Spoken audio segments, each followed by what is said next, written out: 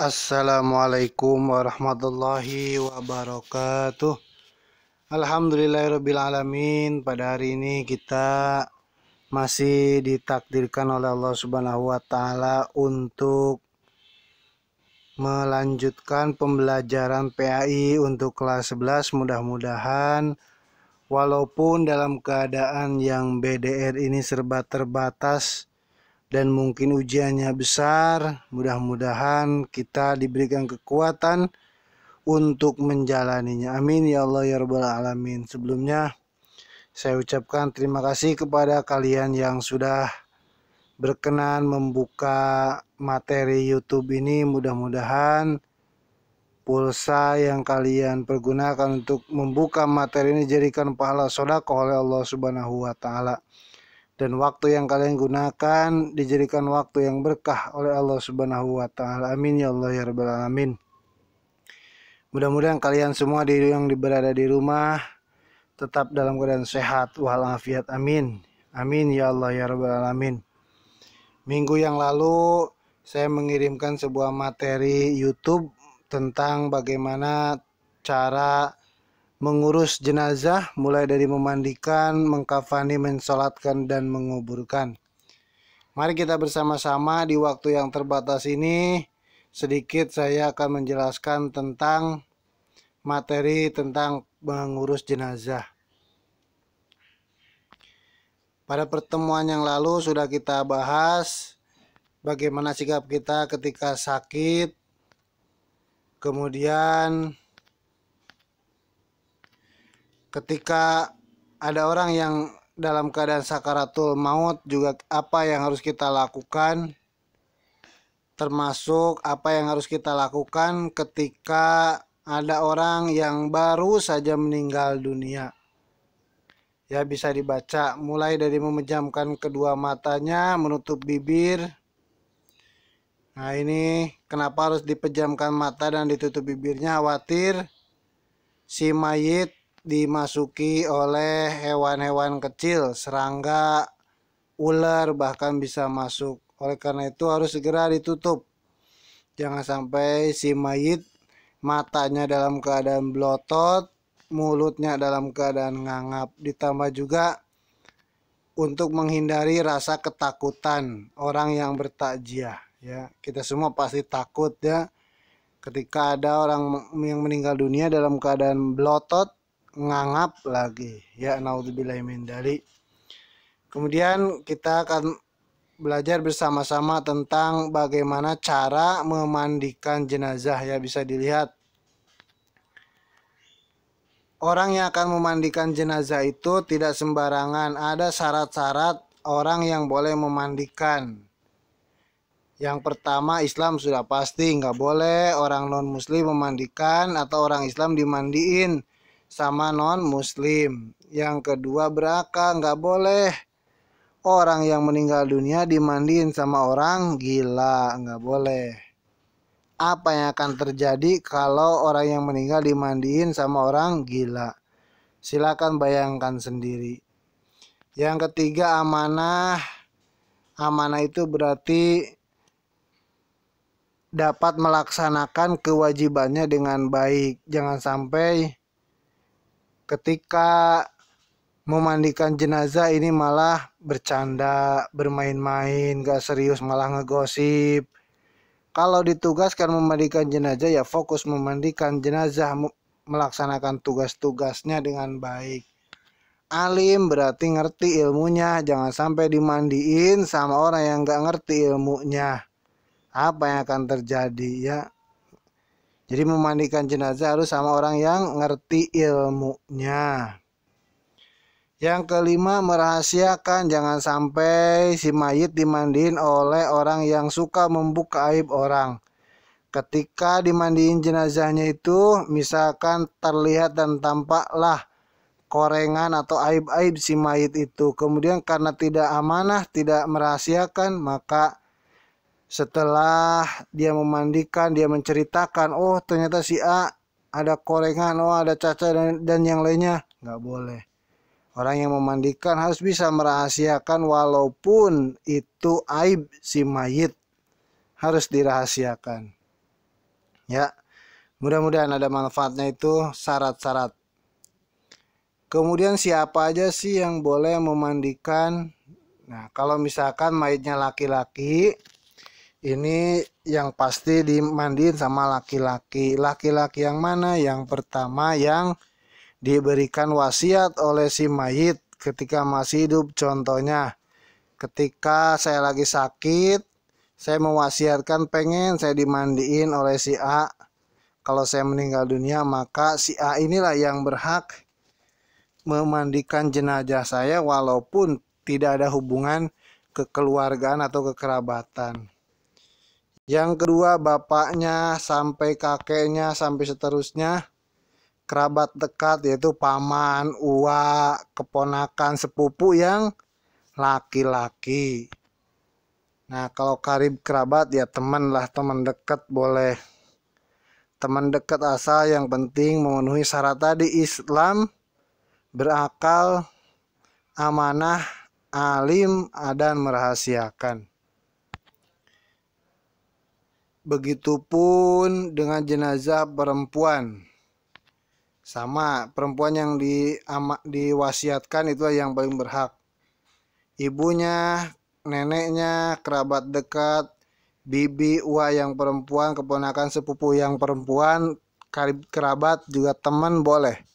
Yang penting perempuan yang memenuhi syarat tadi. Beda halnya dengan suami istri. Kalau suami istri, suami meninggal dunia, istri boleh memandikan. Kalau istri meninggal dunia, suami boleh memandikan. Atau juga anak kecil. Kalau anak kecil yang belum balik boleh dimandiin sama lawan jenisnya. Boleh ya, karena belum balik. Kemudian, nah kalau peralatan saya kira kalian bisa memperhatikan di lingkungan rumahnya. Alat-alat apa yang dibutuhkan? Ada meja mandi, ya gentong, kalau ini keran lah ya, selang, kain itu buat penutup karena si mayit akan dibuka full, tidak memakai sehelai kain pun,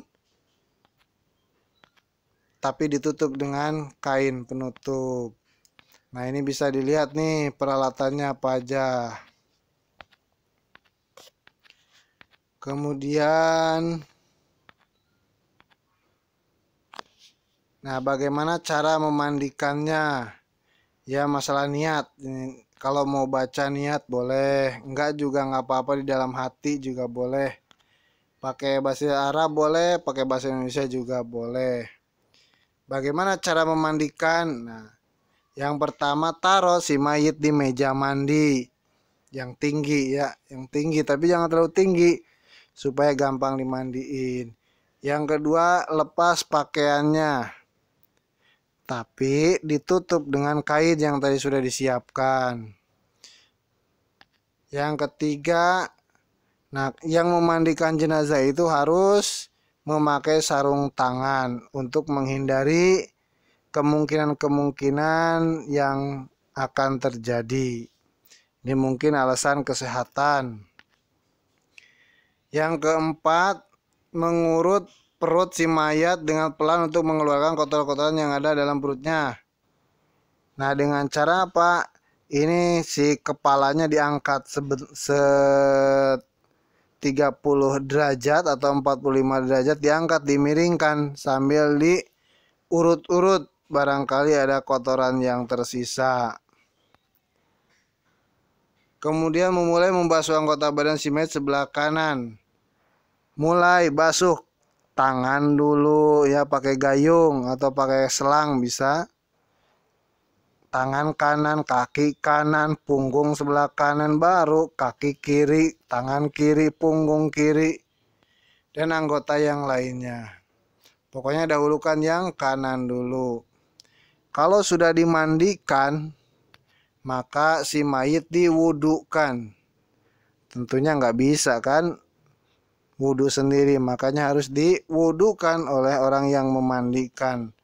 Bagaimana niatnya? Nawaitul wudu'a lihadal mayyiti lillahi ta'ala. Kalau perempuan, nawaitul wudu'a lihadihil mayyitati lillahi ta'ala. kemudian dimandiin sudah, diwudukan sudah, kemudian dibasuh seluruh tubuh si mayat dengan rata-rata 3 kali, 5, 7 kali. Jadi bilangannya gini, kalau 1 kali belum bersih dimandiin 3 kali. 3 kali masih dirasa belum yakin bersih, 5 kali. 7 belum bersih, 7 kali atau lebih, yang penting bilangannya ganjil. Nah, salah satu dari basuhan tersebut airnya dicampur dengan daun bidara atau sejenisnya supaya nggak bau kotoran-kotoran si mayat. Ya, pakai sampo juga sama seperti kita ngurus kita orang biasa kalau mandi.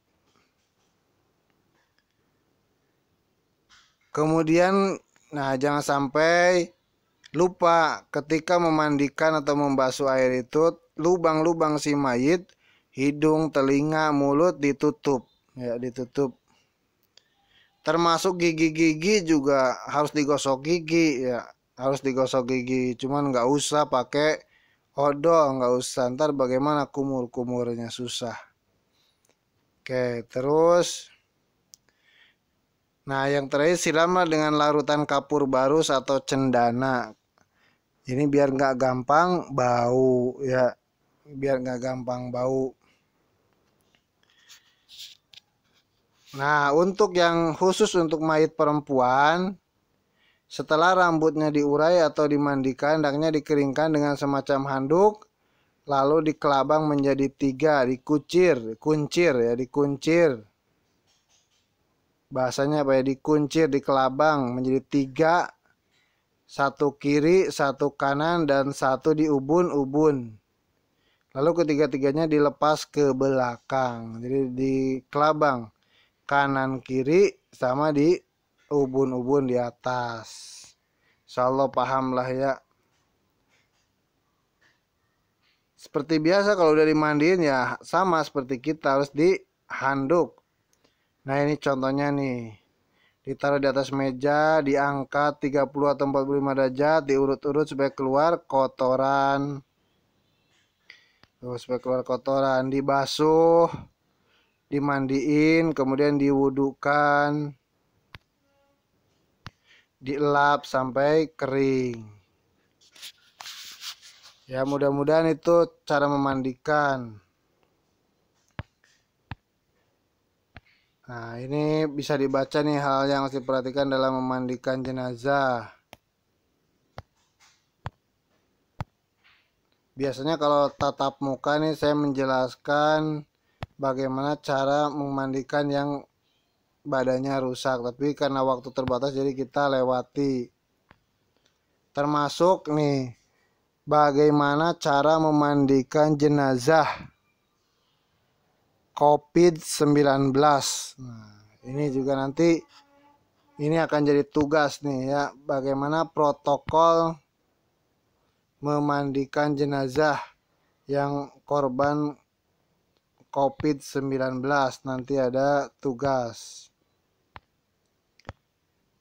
Kemudian nah, ini mengkafani bisa dilihat ya. Mengkafani, bagaimana mengkafani, ini ada hadisnya. Ini kainnya sudah pasti warna putih. Kalau laki-laki itu 3 lapis, mayat perempuan 5 lapis. Kenapa? Karena kalau perempuan auratnya lebih banyak. Nah, bisa dilihat nih bagaimana cara mengkafani.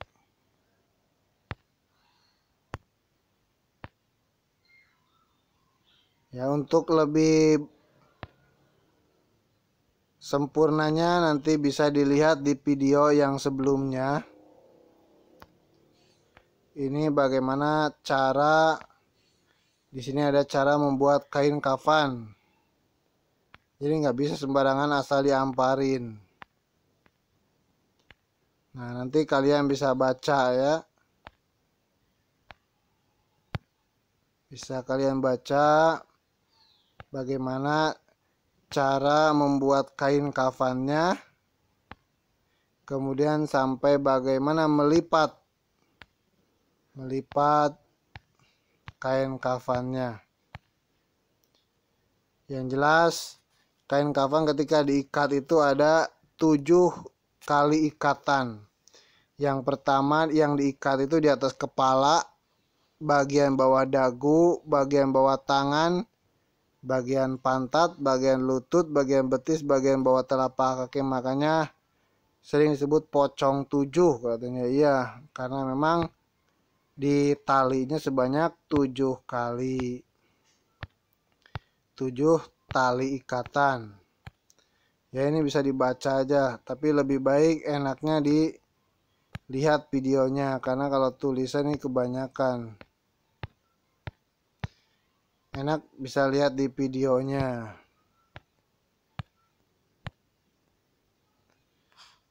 Kemudian untuk mensolatkan mungkin insya Allah nanti akan dibahas di pertemuan selanjutnya.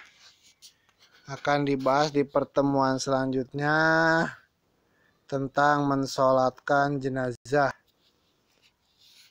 Pada hari ini mungkin kita akan hanya membahas tentang memandikan jenazah sama mengkafani. Mudah-mudahan dengan sedikit waktu yang sangat terbatas, mudah-mudahan mendapatkan ilmu yang bermanfaat. Pada hari ini saya memberikan tugas, nanti bisa di searching di Google bagaimana protokol memandikan jenazah COVID-19 yang saat ini sedang terjadi, yang dilaksanakan oleh pihak rumah sakit. Karena bagaimanapun, walaupun dalam keadaan apapun meninggalnya, tetap harus dilaksanakan tata cara pengurusan jenazah secara Islam, memandikan, mengkafani, mensolatkan, dan menguburkan. Saya ucapkan kembali terima kasih kepada Anda yang sudah mengikuti pembelajaran ini dengan baik. Mudah-mudahan apa yang kalian korbankan untuk pembelajaran ini dibalas oleh Allah Subhanahu wa taala. Wabillahi taufik wa hidayah. Wassalamualaikum warahmatullahi wabarakatuh.